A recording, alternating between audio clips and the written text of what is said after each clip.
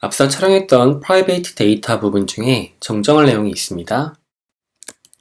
지역 내의 변수인 bin을 만들어 놓고 null 데이터를 사용을 해서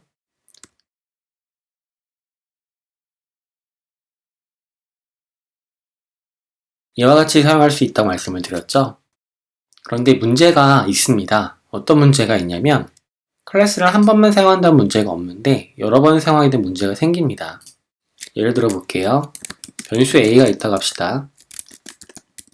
알파라고 하는 데이터를 전달했다고 합시다. a.pi 값은 알파예요. 같은 구문을 사용해서 a가 아닌 b라고 하는 커피를 만들고요. 베타라고 하겠습니다. 그러면 b.pi의 경우는 베타가 되겠죠.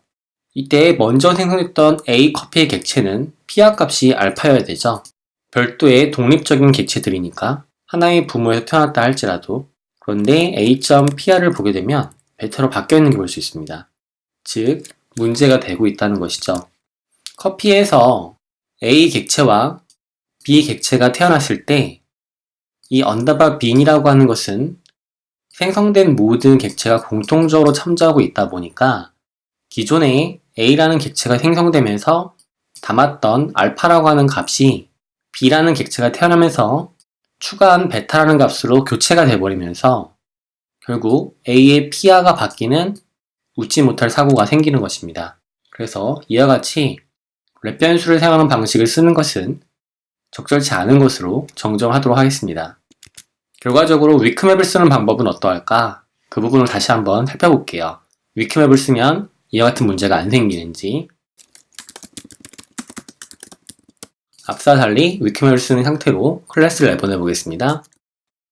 a를 만들고요. a.pr 객체는 알파가 되겠죠?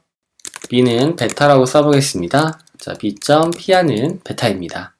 자, 문제가 됐었던 a.pr는 값이 기존대로 알파인지를 확인해 봐야겠죠? 네, 알파네요.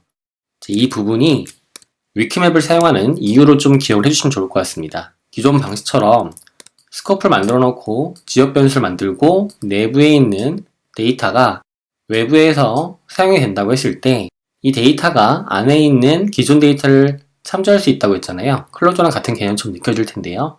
이때 이 데이터 값은 매번 생성되는 게 아니죠. 얘만 매번 생성이 되는 거기 때문에 동일한 값을 참조하는 문제를 가지고 있다. 그러하므로 ES6의 위크맵이라는 새로운 것을 사용하게 되면 자기 자신의 데이터 값을 설정하고 가지고 올 수 있는 방식으로 기존의 문제를 말끔하게 해결할 수 있다는 점입니다. 이 점에 대해서 한번 짚고 넘어가도록 합시다.